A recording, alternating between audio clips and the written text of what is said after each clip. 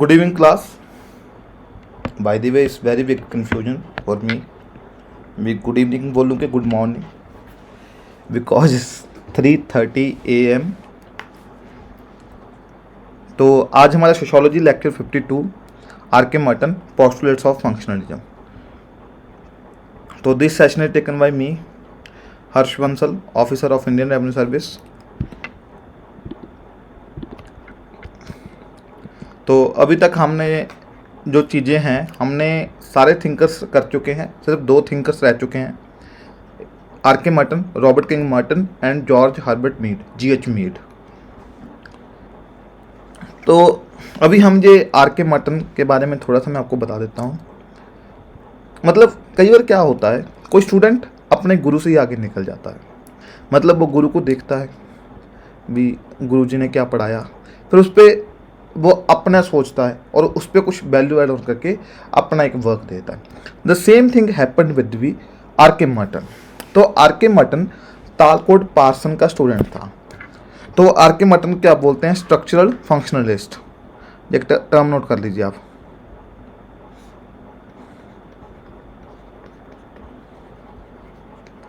Structural functionalist.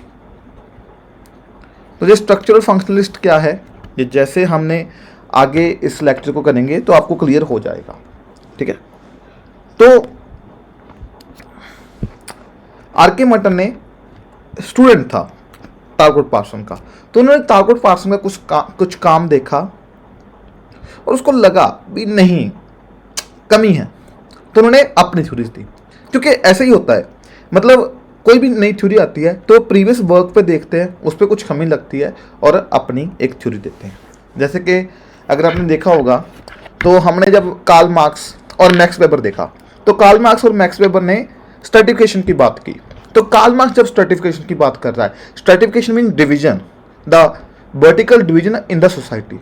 तो Karl Marx का क्या कहना था, भी जो सोसाइटी में डिवीजन है वो किसके बेसिस पे होती है, on the basis of class. लेकिन मैक्स वेबर ने उसी थ्योरी को काउंटर किया और कहा नहीं, सिर्फ क्लास नहीं, पावर एंड स्टेटस के बेसिस पे भी होती है. ये क्या चीज़ है, स्ट्रैटिफिकेशन थ्योरी, हमारा सर्टिफिकेशन चैप्टर है. तो आर के मर्टन जब स्टूडेंट था तब वो देखा उसने, क्योंकि अगर आप पूरा सोशियोलॉजी देखोगे, जितने भी हमने, आई थिंक आज हमारा 52nd लेक्चर है, तो 50 लेक्चर हो चुके हैं हमारे. तो अगर आपने देखा होगा, थोड़ा सा आइडिया हो गया होगा आपको भी, जहाँ पे दो तरह की अप्रोचेस पैरेलल में चल रही हैं. एक तो रेडिकल अप्रोच सोशियोलॉजी को, क्योंकि सोशियोलॉजी क्या है, the study of society, scientific study of society. तो scientific study of society two way से हो रही है. एक तो रेडिकल अप्रोच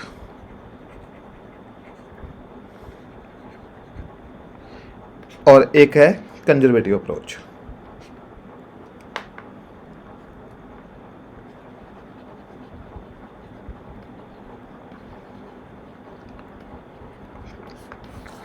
रेडिकल अप्रोच और कंजर्वेटिव अप्रोच.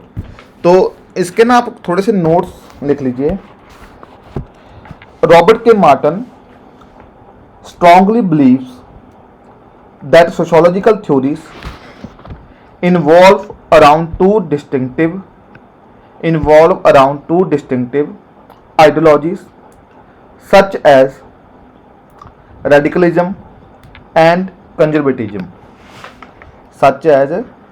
ये प्लीज़ आप नोट्स लिख लीजिए, थोड़ा सा ना आपको पढ़ने में भी ईजी हो जाएगा. Radicalism and conservatism, two approaches. Radical tradition in sociology, ये पैराग्राफ का क्या मीनिंग है मैं आपको एक्सप्लेन कर दूंगा बाद में, अभी पहले जो आप नोट कर लीजिए. Radical tradition in sociology is introduced by marks,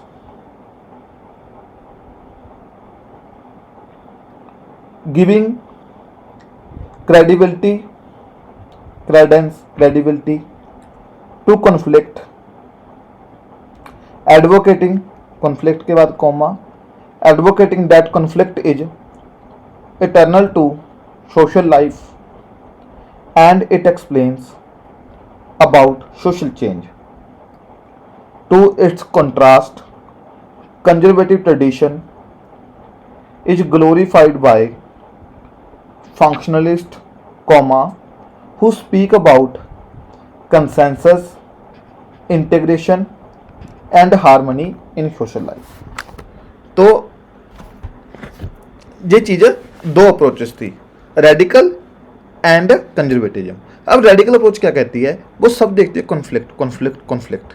Karl Marx साहब ने कहा था, आप कुछ भी देखो, सपोज करो रिलीजन, तो मैं एक आपको मैप ड्रॉ करता हूँ।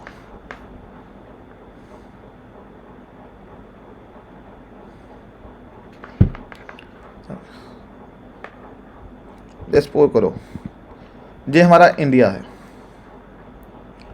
ठीक है जी।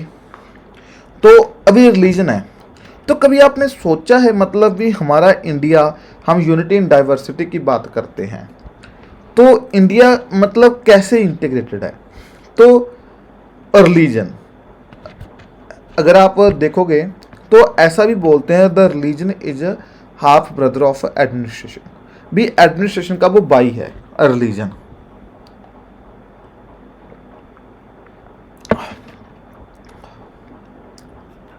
तो रिलीजन एडमिनिस्ट्रेशन को बहुत हेल्प करता है।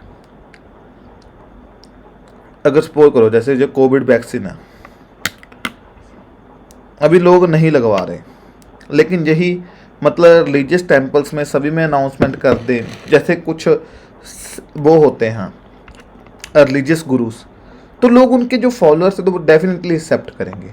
तो रिलीजन क्या है, एक एडमिनिस्ट्रेशन का ब्रदर है। तो इंडिया यूनाइटेड कैसे है, देखो अगर आप देखोगे, अभी मैं यूनिटी इन डाइवर्सिटी, मैं पंजाब में रहने वाला हूँ, ठीक है जी। तो जहाँ पे अगर जैसे कि अब मुझे जाना है चार धाम की यात्रा पे, तो चार धाम कौन कौन से हैं इंडिया में, केदारनाथ, द्वारका, रामेश्वरम एंड पुरी, ये चार धाम हैं। उसके अलावा जम्मू कश्मीर में अगर आप देखोगे तो जहाँ पे अमरनाथ, वैष्णो देवी, और जहाँ पे आपका साउथ में देखोगे रामेश्वरम, एंड असम में कामाख्या टेम्पल।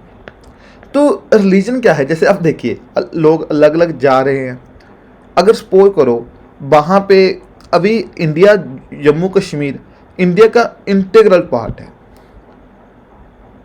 तो वहाँ पे लोग जा रहे हैं फॉर द रिलीजियस पिलग्रिमेज। तो रिलीजन क्या कर रहा है, एक इंडिया को यूनाइट कर रहा है। तो लेकिन तो ये तो फंक्शनलिस्ट बोल रहे हैं, लेकिन ऑन द अदर हैंड अगर ये कार्ल मार्क्स देखता है इसको रिलीजन को, तो वो क्या कहता, जो एक्सप्लॉयटेशन हो रहा है, मतलब कुछ भी एक्सप्लॉयटेशन हो रहा है, वो जो कैपिटलिस्ट क्लास है या जो डोमिनेंट क्लास है वो जस्टिफाई कर रही है थ्रू रिलीजन। और ऐसा होता भी था, जैसे कि जब मनुस्मृति में जो कास्ट एक्सप्लॉयटेशन था वो मेंशन किया गया था। हमारे जो कुछ रिलीजियस टेक्स्ट थे वो एक्सप्लॉयटेशन को वो करते थे। तो लेकिन अगर हमने देखी दोनों की एग्जांपल्स, तो दोनों में देख रहे हैं ना भी रिलीजन के कुछ फंक्शंस भी हैं, मतलब जो सोसाइटी के लिए बेनिफिट है, और कुछ जो सोसाइटी को है वो उसकी जो यूनिटी है, जो इंटीग्रेशन है, उसको क्या कर रहे हैं, चैलेंज कर रहे हैं। जैसे कि हमारे जहाँ पे इंडिया में अभी ये दिल्ली राइट्स होकर रहे थे लास्ट टू लास्ट ईयर, तो वो रिलीजियस राइट्स थे। तो इस तरह, तो अभी आप सिर्फ आइडिया समझते जाइए, आपको सिर्फ चीज़ों को समझना है। UPSC is all about the understanding.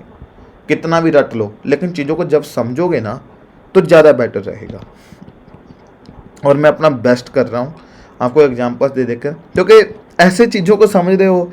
Are के मटन की थ्योरी, आर के मटन ने क्यों थ्योरी दी, उसका पीछे रैशनल क्या था, वो होना आपको ज़्यादा ज़रूरी है।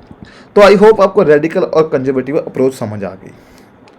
तो अभी कार्ल मार्क्स क्या कह रहा है, सॉरी आर के मटन क्या कह रहा है, तो अब हम उसको आगे देखते हैं। बेसिक जो हमने इंट्रोडक्शन देख ली, तो पहले मैं आपको जो बता दूं भी आर के मटन में जो 5 टॉपिक्स हैं, तो 5 लेक्चर्स बनेंगे। आज हम पोस्टुलेट्स ऑफ फंक्शनलिज्म करेंगे कंप्लीट। ये पोस्टुलेट्स ऑफ फंक्शनलिज्म का मीनिंग क्या है ये हम आगे देखते हैं। Latent and manifest functions, middle range theories, conformity and deviance, और Merton strain theory and reference group. तो ये सिर्फ 5 हैं, तो 5 लेक्चर्स बनेंगे इसके। तो अब देखिए वो गुरु का कैसे क्रिटिसिज्म कर रहा है अपने तालकोट पार्सन का। Parson functionalism is largely concern with the problem of integration. तो पार्सन्स ने सोशल सिस्टम की थ्योरी थी। सोशल सिस्टम में उसने 4 सब सिस्टम दिखाई जो हमने एजेएल मॉडल पढ़ा था, अडेप्शन, इंटीग्रेशन, गोल अटेनमेंट, लेटेंसी और पैटर्न मेंटेनेंस। तो उन्होंने वो 4 चीज़ें दी थी और 4 तरह के सिस्टम थे, सब system, organismic, personality, social and cultural system. I hope अगर नहीं याद है तो प्लीज़ प्रीवियस लेक्चर देखिए। Organismic, personality, social and cultural system. तो पार्सन का क्या कहना था भी, मतलब जो सिस्टम है उसमें कुछ एक्टर्स होंगे। सिस्टम क्योंकि सोसाइटी का पार्ट है, सोसाइटी में क्या है, एक्टर्स हैं। जैसे ऑर्गेनिज्मिक सिस्टम क्या है, जो कि अडेप्ट करता है इन्वायरमेंट को, तो उसके कुछ जो उसको अडेप्ट कर रहे हैं। सपोज करो अगर मैं इंडिया पे लगा रहा हूँ तो अडेप्ट कौन कर रहा है, एक्सटर्नल इन्वायरमेंट से डील कौन कर रहा है, मिनिस्ट्री ऑफ एक्सटर्नल अफेयर्स, तो वहाँ पे कुछ पर्सन है। तो पर्सनैलिटी सिस्टम जो वो कर रहा है, गोल अटेन कर रहा है, तो एग्जीक्यूटिव। सोशल सिस्टम, इंटीग्रेशन का काम, loss and cultural system, personality system, family. तो ये इंडिया में मैं लगा रहा हूँ। तो इसमें क्या है, लोग, उनको क्या बोलेंगे, एक्टर्स, और वो क्या परफॉर्म करेंगे, सोशल एक्शन। अगर आपको जो मेरी लैंग्वेज नहीं समझ आ रही तो प्लीज़ प्रीवियस लेक्चर आप जाके रिविजिट कीजिए, मैंने उसमें अच्छे से एक्सप्लेन किया है सोशल एक्टर, सोशल एक्शन, ये सब चीज़ें क्या हैं। तो इसमें क्या होंगे, लोग। तो पार्सन का क्या मानना है, सभी लोग एक तरह का रोल प्ले करते हैं जिसके कारण सिस्टम क्या है, इंटीग्रेशन हो रही है। पार्सन ऐसा कह रहा है। तो हार्की-मार्टिन के अंदर क्या कह रहा है, वो कह रहा है भी इस बिगेस्ट प्रॉब्लम क्या है पार्सन की, वो largely concern with the problem of integration. जबकि वो थ्योरेटिकल ठीक है, लेकिन अगर आप देखोगे एम्पिरिकल रियलिटी वहाँ पे नहीं है वो। तो अभी ये एग्जांपल मैं आपको देता हूँ। अभी देखिए, ये इंडिया, आप अपने दिमाग में इमेजिन कीजिए, जो India pure British empire, pure independence during British rule. तो ये इंडिया प्रॉपर हमारा इंडिया था, ये भी हमारा पार्ट था, ये भी हमारा पार्ट था, ठीक है जी। तो जहाँ पे 2 तरह के एक्टर्स हैं, क्योंकि इंडिया क्या है, अगर सोशल सिस्टम थ्योरी लगाओ तो 2 एक्टर्स थे, सरदार पटेल जी और मोहम्मद अली जिन्ना। तो अगर ऐसे होता, इंटीग्रेशन की वो जो बात होती, तो आज हमारे जहाँ पे पार्टीशन नहीं होती। लेकिन 2 एक्टर्स अपना डिफरेंट रोल प्ले कर रहे हैं। तो एक ने क्या किया, इंटीग्रेशन की बात की। जैसे अगर आप देखोगे स्टैच्यू ऑफ यूनिटी के कारण, जो स्टैच्यू ऑफ यूनिटी है सरदार वल्लभ भाई पटेल जी का, उनको आयरन मैन भी बोलते हैं। तो उन्होंने, अगर वो ना होते तो आज हमारा इंडिया ऐसे होता। लेकिन उन्होंने अपनी डिप्लोमेसी के थ्रू 565 प्रिंसली स्टेट्स को इंडिया में यूनाइट किया। तो मोहम्मद 2 तरह के एक्टर्स। तो अगर ऐसा होता तो इंटीग्रेशन रहती, पार्टीशन ना होती। तो यही चीज़ वो कह रहा है भी, Parson largely concern with the integration, but जरूरी नहीं है भी जो एक्टर्स हैं वो सेम रोल प्ले करें। और बाय द वे, क्योंकि आप जो सोशोलॉजी यूपीएससी या स्टेट पीएससी के लिए पढ़ रहे हैं, तो आपका जैसे यूपीएससी के पेपर GS1 में आपका 2 टॉपिक्स हैं, world history and India post independence. ये आपके मेंस के टॉपिक्स हैं, प्रीलिम्स के इसमें कोई क्वेश्चन नहीं आता।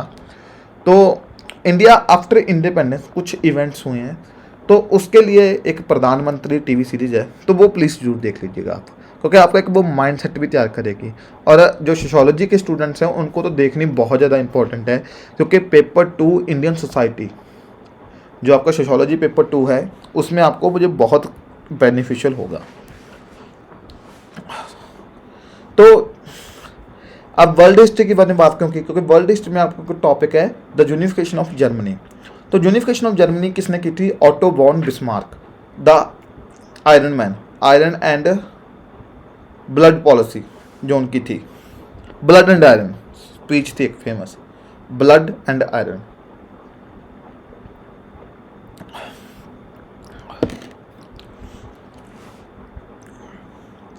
तो तो कई बार क्या बोलते हैं, मतलब सरदार वल्लभ भाई पटेल जी ने भी इंडिया को यूनाइट किया और ऑटो वॉन बिस्मार्क ने भी। तो कई बार बोलते हैं भी सरदार वल्लभ भाई Patel is the Bismarck of India, comment. तो आप वो एपिसोड देखोगे, आई थिंक सेकंड या थर्ड एपिसोड है, तो आपको पता चलेगा कि सरदार वल्लभ भाई पटेल जी ने कैसे डिप्लोमेसी यूज की थी, भी क्या इंटेलेक्ट था, कैसे उन्होंने 565 प्रिंस स्टेट्स के जो महाराजे थे उनको कन्विंस किया था। तो ये चीज़ें आपको देखनी है उसमें, तो फिर आपको रियलाइज होगा, क्योंकि इट्स नॉट अबाउट रीडिंग, पढ़ रहे हो पढ़, इट्स अबाउट अंडरस्टैंडिंग।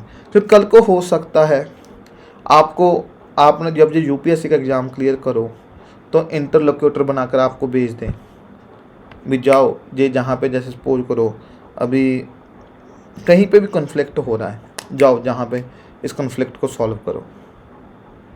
जैसे अभी माओइस्ट जो हमारे जहाँ पे हुआ था, तो हो सकता है, तो आपको सीखना पड़ेगा, ऐसा नहीं है किताबें आप देखो।